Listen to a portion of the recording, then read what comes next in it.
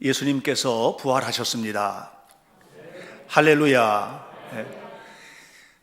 무덤에서 부활하신 예수님, 죄와 사망의 권세를 완전히 무너뜨리시고 실제로 부활하신 주님의 은혜와 영광이 부활절을 맞이하여서 함께 예배하는 우리 현대교회 모든 성도들과 또 영상으로 함께 참여하는 모든 성도들에게 가득히 임하시기를 축복합니다. 프랑스의 성서학자 에르너스트 르낭이라는 사람이 유명한 책을 한 권을 썼는데, 예수님에 관해서 연구하는 신학생들은 반드시 읽어야 되는 책 가운데 하나라고 생각을 합니다. 예수의 생애라는 책에서 예수님의 부활에 관계되는 장면을 그분은 이렇게 이야기를 했습니다. 죽음을 정복한 예수 그리스도, 그분을 예배하는 헤아릴 수 없는 많은 사람들이 그분께서 걸어간 부활의 길을 따라 영원한 생명으로 들어갔다, 이렇게 기록을 했습니다. 실제로 예수님의 부활을, 그 주님의 부활을 그대로 믿고 믿음으로 살아갔던 모든 사람들의 삶 속에 부어졌던 생명의 은혜, 그들의 삶 속에 이루어졌던 하나님의 영광은 이루 말할 수가 없고, 지금도 여전히 하나님의 영광을 위해서 주님을 바라보며 부활하신 주님과 함께 살아가는 사람들의 수는 너무나도 많이 있습니다. 예수님께서 십자가에 죽으실 때 예수님만 처리하면 전혀 문제가 없을 것이라고 생각했던 그런 부류들이 있었습니다. 예수님을 죽인 유대인들, 예수님만 죽이면 완전히 자기들의 세계가 올 것으로 그렇게 날뛰었는데, 예수께서 십자가를 지신 후에 채 40년도 되지 못해서 예루살렘은, 성전은, 성벽은 돌 위에 돌 하나 남지 않을 만큼 완전히 무너져 버리고 말았습니다.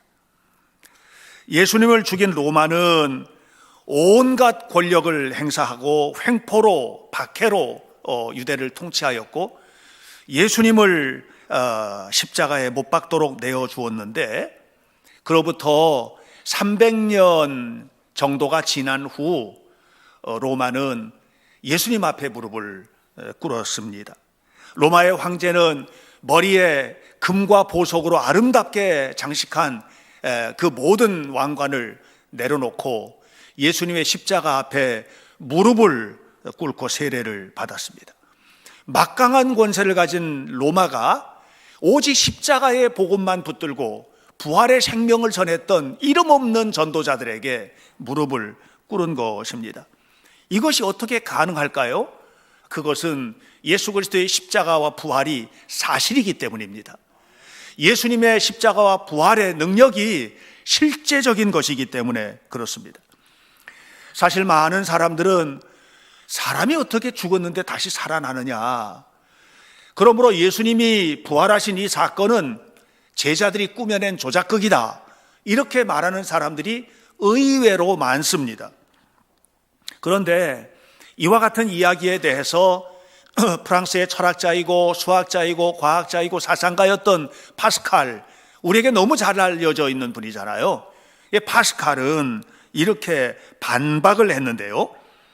만일 예수 그리스도의 부활이 꾸며낸 것이라면, 제자들이 꾸며낸 것이라면 자기들이 조작한 거짓말을 위해서 모든 제자들이 목숨을 바치겠느냐?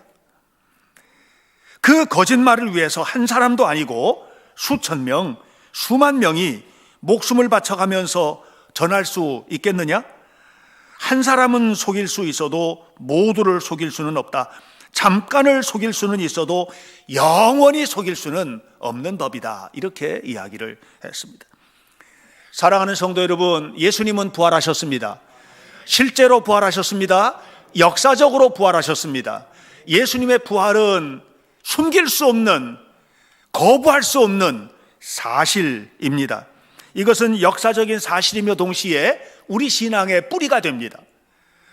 여러분, 어떤 나무든지 뿌리가 깊은 나무는 튼튼하게 자라고 그 열매가 아름답게 맺어지는 것처럼 여러분의 신앙의 뿌리가 예수님의 십자가 부활에 분명하게 내려져야만 합니다. 깊이 내려져야만 합니다.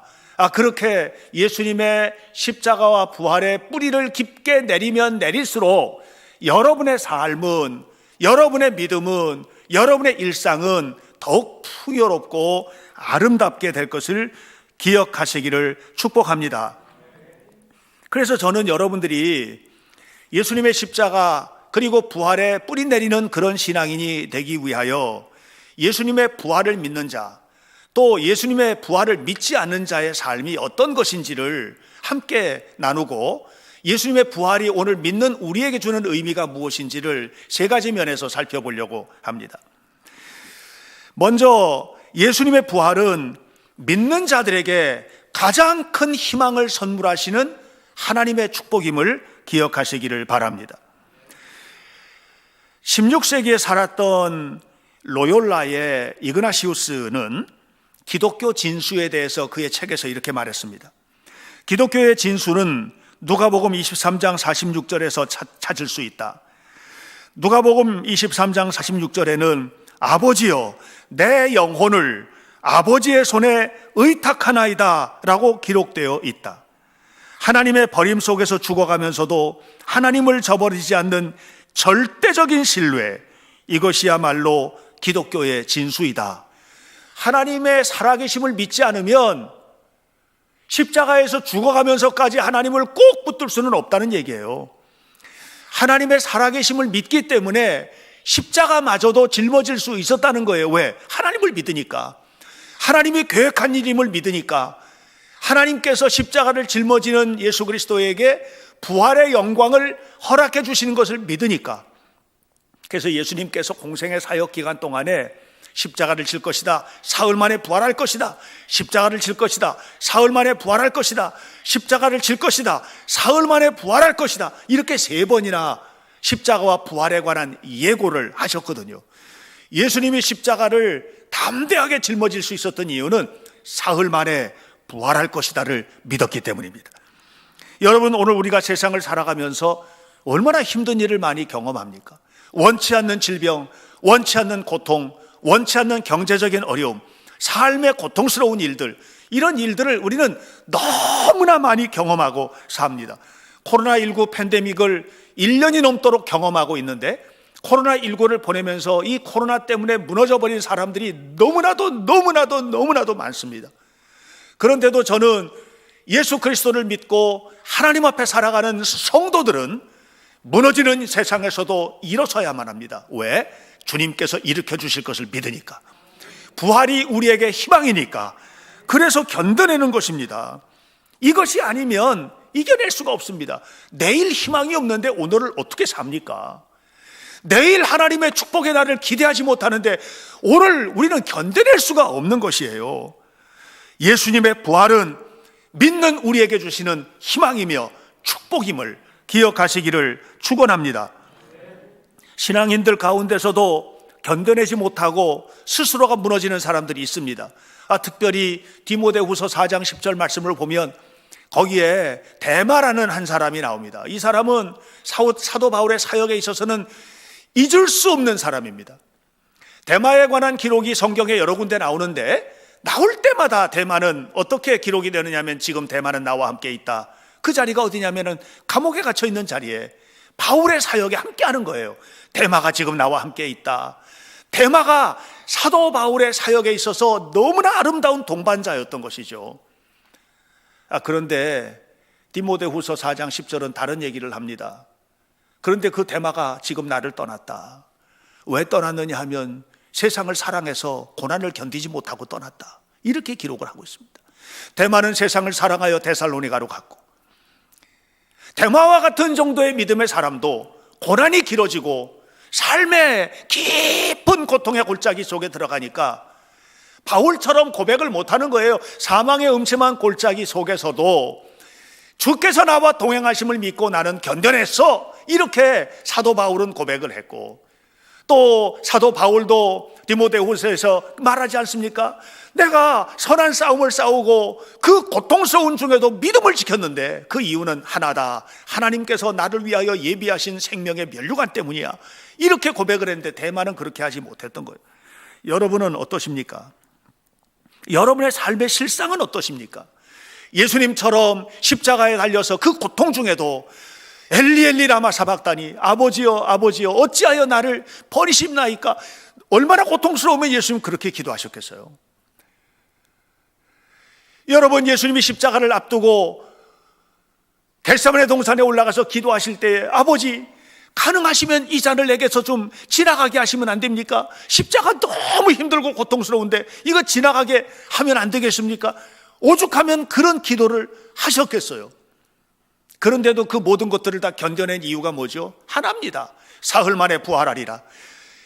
예수님은 부활의 영광을 보았던 거예요. 하나님의 약속을 믿었던 겁니다. 여러분, 우리가 우리의 실상 속에서 힘들고 어렵고 고통스러운 일을 맞이할 때 그걸 이겨내게 할 수 있는 힘이 내 능력이 아닌 거예요. 우리 능력 가지고 이겨내질 못해요. 여러분, 오래전의 일입니다마는 정말 엄청난 돈을 가지고 아버지로부터 어마어마한 유산을 받고 또 큰 기업체를 가지고 모든 것들을 쥐락펴락할 수 있는 그런 힘을 가졌던 한 사람이 자살을 했잖아요. 현대그룹의 총수가. 그런 일이 있었지 않습니까? 여러분, 내 힘으로 이겨내요. 못 이겨낸다는 것을 상징적으로 보여준 사건이라고 생각합니다. 여러분, 예수님을 믿으셔야만 합니다. 부활하신 예수님을 믿으셔야만 합니다. 부활하신 예수님이 우리의 희망입니다. 예수님, 부활하신 예수님이 십자가를 이기고 부활하셨듯 우리도 그렇게 이끌어 가실 것이다. 우리도 그렇게 세워주실 것이다. 우리의 삶은 오직 주님께 있다는 것을 끊임없이 고백하면서 하나님 앞에 살아야만 합니다. 예수님의 부활은 끝까지 하나님을 신뢰했던 예수님의 승리입니다. 하나님의 은총입니다. 빌립보서 2장 5절부터 11절까지 올해 우리 교회 주제 성구인데 그 중에서도 9절부터 보면 그 이전에 예수님이 십자가를 짊어지셨다, 하나님이신데 그분이 십자가의 고통을 짊어지셨다. 그리고 나서 9절부터 말합니다. 이러므로 하나님이 그를 다시 살려서 모든 이름 위에 뛰어난 이름을 주사 하늘에 있는 자들과 땅에 있는 자들과 땅 아래에 있는 자들로 모든 무릎을 예수의 이름에 꿇게 하셨다고 이렇게 말씀을 했습니다. 사랑하는 여러분, 이것이 우리의 희망입니다. 우리가 견디면, 주님을 바라보고 믿으면, 하나님께서 이끌어 주실 그 축복을 바라보며 나아가면 반드시 부활이 우리에게 희망이 되고 삶 속에 주시는 하나님의 축복을 누리게 될 줄로 믿습니다. 그러나 예수님의 부활은 믿지 않는 자들, 예수님을 십자가에 못 박아 버렸던 자들에게는 하나님의 심판이었음을 기억하시기를 바랍니다. 예수님의 십자가는요, 하나님의 계획이었습니다. 그런데 하나님은 그것을 그냥 계획을 하셨어요. 하나님께서는 십자가를 통해서 온 인류의 죄를 예수님이 대신 짊어지게 하신 거예요. 그럼에도 불구하고 그 뒤에는 예수님을 십자가로 몰아넣었던 사람들이 있습니다. 가룟 유다가 그랬습니다. 가룟 유다는 예수님의 너무나 가까운 친구였고 제자 아니었습니까? 그런데 그가 예수님을 배신한 것입니다. 그 당시에 종교 최고 지도자들, 대제사장, 서기관, 그리고 바리새인들, 사두개인들, 수많은 종교인들이 예수님을 십자가에 못 박는 일에 혈안을 켜고 눈에 불을 켜고 그리고 예수님을 결국 십자가에 못 박아 넘기게 하였습니다.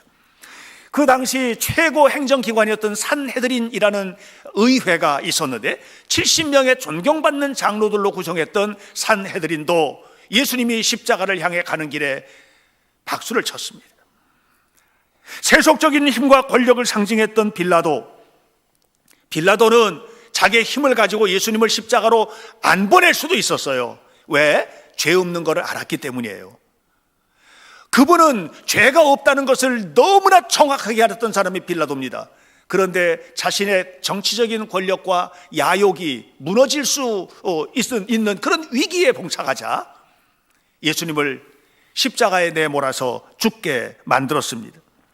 의로우신 주님을 불의한 자들에 의해서 완전히 다 죽음의 덫에 내몰리게 만들었던 것입니다. 근데 그들이 죽인 이유가 뭐냐가 중요합니다. 왜 예수님을 그렇게 십자가에 죽이려고 했지? 이유는 하나예요. 자기가 가지고 있는 기득권, 자기가 가지고 있는 이득을 포기할 수가 없었던 것입니다. 자신의 이익을 지키기 위해서 그렇게 한 것입니다. 사람들이 예수님에게 막 몰려가자 대제사장이나 종교 지도자들은 위기의 상황에 봉착하게 됩니다. 저러다가 사람들 전부 다 끌려가는 거 아니야? 우리 아무것도 아닌 사람 되는 거 아니야? 자신들의 이득을 지키기 위해서 그렇게 한 것입니다. 뿐만 아니라 빌라도는 정치적인 성공을 위해서 예수님을 십자가에 내어 드린 것입니다. 그 당시에 그가 총독으로 있던 유대 땅을 편안하게 잘 다스리면, 사람들의 소요가 없도록 잘 다스리면 로마 황제로부터 더 큰 자리, 더 높은 자리, 보장받는 자리로 갈 수 있는 길이 열릴 것이라고 믿었던 것이죠. 그런데 여러분 아십니까? 대제사장과 그 무리들은 그들이 늘 성전에서 제사를 드리고 했던 성전마저도 40년 후에 완전히 무너져버리고 그들이 가지고 있었던 모든 권한을 땅에 내려놓을 수밖에 없게 되어버리고 말았습니다. 빌라도는 어떻게 되었습니까? 그로부터 몇 년 후에 황제의 소환을 받았고, 그리고 그의 모든 것들을 전부 다 잃어버리고 자기 스스로가 목숨을 끊어버렸습니다. 스위스에 가면 필라투스라고 하는 알프스의 산이 있는데, 이 필라투스가 빌라도의 시체가 던져졌던 산이라는 전설이 내려오는 산입니다. 그는 그렇게 모든 것이 끝나버리고 말았습니다. 유대인들은 나라를 잃었습니다. 우리가 잘 아는 대로 가룟유다는 예수님을 팔아버리고, 그리고 난 다음에 양심의 가책이 되어서 스스로 목숨을 끊어버리고 말았습니다. 이것은 무엇을 상징합니까? 불의한 자들은 설 자리가 없다는 것을 말하는 것입니다. 예수님의 부활은 믿는 우리에게는 희망이 되지만, 예수님의 십자가 부활은 불의한 자들에게는 파멸의 길이 됨을 기억하시기를 바랍니다. 그러므로 여러분, 우리는 개인적인 야망을 가지고 신앙생활을 해서는 안 됩니다. 우리가 꿈꾸는 것, 우리가 소망하는 것은 하나님 앞에 맡기고 하나님께 꿈은 꿔야죠. 소망도 가져야죠. 열심히 노력도 해야죠. 그러나 궁극적으로 하나님께서 우리를 돌봐주시고 이끌어 가신다는 믿음을 가지고 하나님 앞에 살아야만 합니다. 여러분, 많은 사람들이 신앙생활 하면서도 한 걸음도 물러서려고 하지 않습니다. 시간도 손해보려고 하지 않습니다. 물질적으로도 손해보려고 하지 않습니다. 자기가 어떤 삶을 살아가는데 인간관계에 있어서 자존심이나 이런 것들도 전혀 손해보지 않으려고 합니다. 그런데 예수님은 다 손해보셨잖아요. 모든 것을 다 손해보셨거든요. 그런데 손해보고 끝났나? 그게 아니거든요. 주님께서 모든 것을 주셨잖아요. 하나님께서. 우리는요, 손해보는 것이 일상이 돼야 됩니다. 손해보세요. 양보하세요. 물러서세요. 그리고 모든 것을 하나님 앞에 맡기세요. 심지어는 원수 갚는 것도 하나님 앞에 맡기세요. 주님 성령에서 성경에 뭐라고 그랬습니까? 원수 갚는 건 나에게 맡겨라. 그러면 내가 너를 위해서 갚아줄게. 이렇게 말씀을 하시지 않습니까? 주님은 우리에게 말씀을 하고 계십니다. 내가 이 땅에 온 것은 너네들 욕심을 차려주기 위해서 온 것이 아니다. 너희들도 나처럼 십자가 지고 하나님 나라를 향해서 가라고. 그래서 내가 이 땅에 온 것이다라고 이렇게 말씀을 하셨습니다.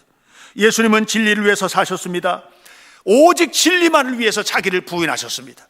그리고 십자가를 지셨습니다. 하나님은 그런 예수님을 부활의 영광으로 세워주셨습니다. 그러나 그 당시에 살았던 십자가의 배후에 있었던 수많은 욕심꾸러기들은 자신의 욕심만을 위해서 살았습니다.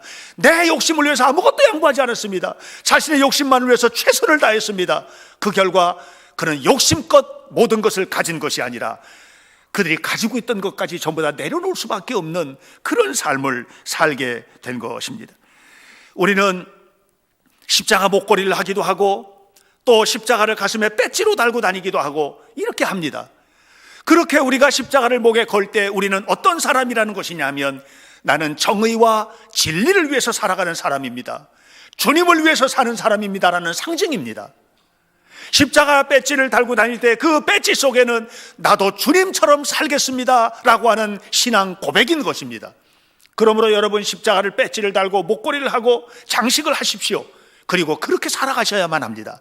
그렇게 살 때 우리는 예수님의 십자가와 부활, 이것이 영광이 되고 희망이 된 것처럼 살게 되겠지만은, 만약에 그렇지 않으면 예수님의 십자가의 정의가 불의한 우리를 심판할 것이고, 예수님은 부활하셨지만 우리는 영원한 죽음의 멸망의 자리에 들어갈 수밖에 없는 심판의 대상이 될 수도 있다는 사실을 여러분 절대로 잊어서는 안 됩니다.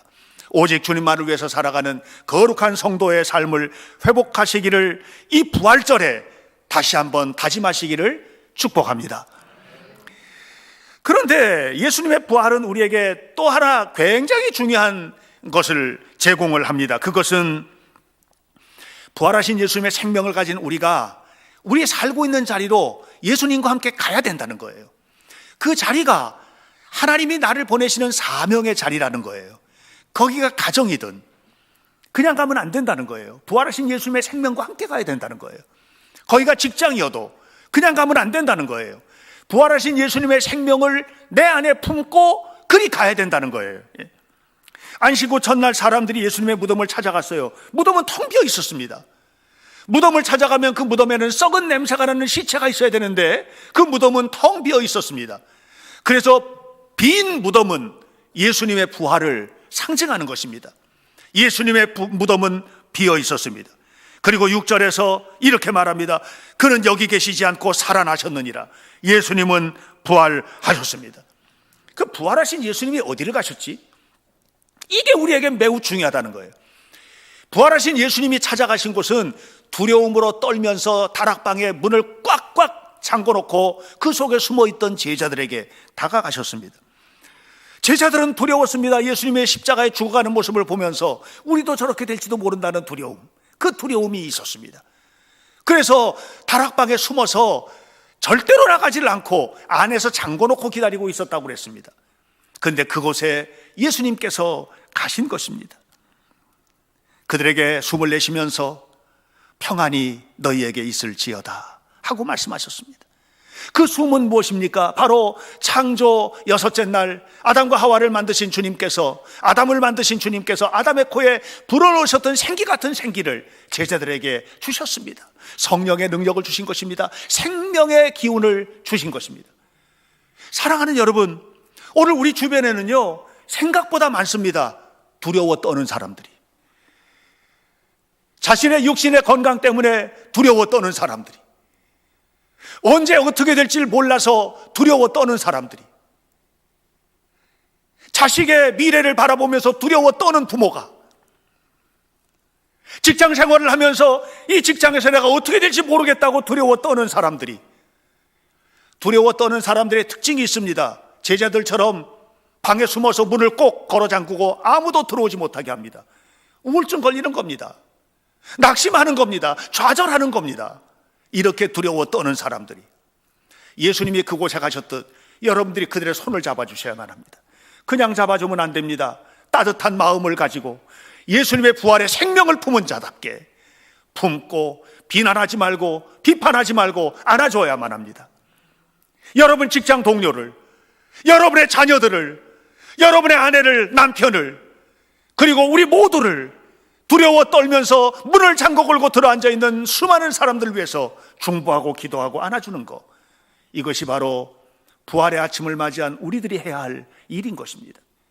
부활하신 예수님은 엠마오로 가는 두 제자를, 청년을 만나셨습니다. 이 청년들은 예수님의 말씀을 듣고 진리를 탐구하고 진리 안에 살기를 위하여 예수님을 따르던 사람들이에요. 그런데 예수님이 십자가에 못 박아 죽은 다음에 절망으로 가득 차서 엠마오 자기 고향으로 가고 있는 것입니다. 이런 젊은이들이 우리 주변에는 얼마나 많습니까?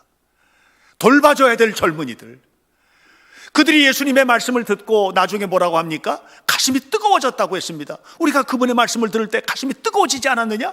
그러면서 다시 방향을 돌려서 엠마오로 가던 그들이 예루살렘으로 올라갔거든요. 여러분, 우리 주변에는요 생각보다 많게 신앙에 절망하고 세상으로 가는 사람들이 너무 많아요. 엠마오로 가버리는 사람들, 엠마오로 가버리는 어린이들, 엠마오로 가버리는 청소년들, 엠마오로 가버리는 청년들, 젊은이들, 엠마오로 가고 있는, 한때는 진리를 탐구하기 위하여 예수님에게 희망을 갈기 위하여 주님 앞에 나왔었는데 아무런 희망도 발견하지 못한 채 엠마오로 방향을 돌리고 있는 수많은 우리의 이웃들이 있는 거예요. 그들에게 예수 그리스도의 부활을 전해주어야만 합니다. 그들이 가슴이 다시 뜨거워지도록 해야만 합니다. 우리가 가야 할 엠마오는 어딜까요? 여러분 생각해 보세요. 여러분 자녀들 돌아서 있지 않습니까? 여러분, 여러분의 친구들 돌아서 있지 않습니까? 예수님처럼 우리가 그들에게 가야 되는 거예요. 가서 그 아이들의 가슴이 다시 뜨거워지도록 해야 돼요. 부활하신 예수님을 전해야 됩니다. 손을 붙들고 기도해야 됩니다. 눈물을 흘리면서 간절히 청해야만 합니다. 다시 주님께로 가자고. 이것이 오늘 우리들이 가야 할 사명의 자리인 거예요. 우리 교회에는 영아부도 있고 유치부, 초등부, 청소년부, 청년들이 이렇게 모여서 예배를 드립니다. 그들이 누굽니까? 엠마오로 가던 제자들이에요. 그들을 우리 선생님들, 교육자들, 우리 모든 성도들이 품에 안고 기도하며 다시 예루살렘에 서도록 그 가슴이 뜨거워지도록 해야 될 사명이 있는 것입니다. 여기 앉아 계신 기성세대 성도들은 우리의 다음 세대를 위하여 너무나도 간절한 마음으로 기도하고 돌봐주어야만 합니다. 교회가 안식처가 되도록, 교회가 희망의 장소가 되도록, 이곳이 하나님을 만나는 자리가 되도록 최선을 다하여 하나님 앞에 세워지는 그런 아이들로 만들어내시기를 주님의 이름으로 축복합니다. 부활하신 주님은 갈릴리로 가셨습니다. 갈릴리는 예수님의 사역이 처음 시작됐던 장소입니다. 갈릴리는 주님과 함께 만났던 수많은 사람들이 있는 곳입니다. 병자도 만났습니다. 귀신 들린 자도 만났습니다. 죽은 사람을 살려내기도 하셨습니다. 어부들을 불러서 제자로 만들기도 하셨습니다. 그냥 삶이 얼기설기 얽혀있는 바로 그 장소, 우리들의 삶의 자리, 그 자리로 예수님은 가신 것입니다. 그리고 그곳에서 다시 한번 부활하신 주님의 영광을 보여주셨듯이 오늘 우리들도 우리의 삶으로 돌아가야만 합니다. 그런데 안타까운 것은 무엇이 있느냐?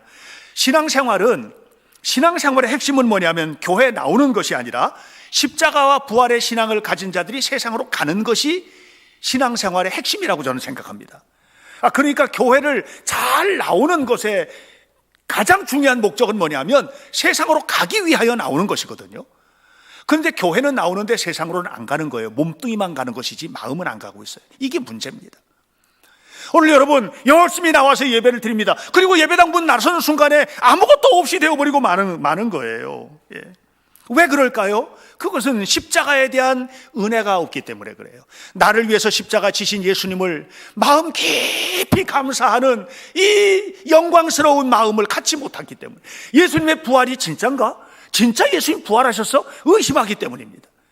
예수님의 십자가와 부활을 분명히 가지고 있다면 교회 나오는 것을 목적으로 삼는 것이 아니라 은혜 받고 세상으로 가는 것이 목표가 되는, 내가 가는 곳에 누가 있습니까? 병자들, 죽은 자들, 정신 나간 자들, 귀신 들린 자들, 수많은 사람들이 있는 그곳으로 가서 그곳에서 그리스도의 복음을 전하는 것, 이것이 우리의 사명이 되어야만 하는 것입니다. 언제 가능합니까? 뿌리를 잘 내려야만 합니다. 예수님의 부활은 우리 믿음의 뿌리입니다. 십자가와 부활의 뿌리를 깊이 내리는 신앙생활, 이 생활만이 우리로 하여금 하나님의 영광을 드러내는 아름다운 삶으로 열매 맺도록 이끌어줄 것을 기억하시기를 바랍니다. 아무쪼록 2021년 부활절, 이 부활절을 우리에게 해마다 돌아오게 하신 하나님의 의도는 무엇인가 하면 자꾸만 잊어버리니까 다시 기억하라는 거예요. 예수님의 부활을 기억하십시오. 예수님은 살아나셨습니다. 죽음에서 살아나셨습니다. 죄와 사망의 권세를 깨뜨리고 무덤에서 살아나셨습니다. 여러분들도 그렇게 세우실 것입니다. 영원한 하나님의 축복의 나라로 이끌어 주실 것입니다. 믿음으로 주님의 부활을 소리 높여 외치며 영광을 돌리는 은혜스러운 성도들이 되시기를 간절히 축원합니다. 기도하겠습니다. 우리 현대교회 모든 성도들이 십자가의 은혜를 경험하고 부활의 생명을 간직한 채 하나님께서 기뻐하시는 길을 걷게 하여 주옵소서. 그리하여 주님께서 주시는 소망과 축복, 부활의 생명으로 가득한 삶을 살아가도록 인도해 주옵소서. 오늘 우리는 부활절 아침 모여서 함께 예배를 드립니다. 세상은 너무나도 절망으로 가득 차 있고 코로나19로 인하여서 마음이 두렵고 무너지고 죽음의 권세가 세상을 부여잡은 그런 속에 있습니다. 이런 세상에서 우리는 부활의 주님을 바라봅니다. 생명의 내일을 꿈꿉니다. 하나님 주시는 은혜의 세계를 소망합니다. 여호와께서 예배하는 모든 성도들, 우리 현대교회에 속한 사랑하는 자녀들의 삶을 축복해 주셔서 부활의 주님께서 영광을 드러내시고 복을 내려 주옵소서.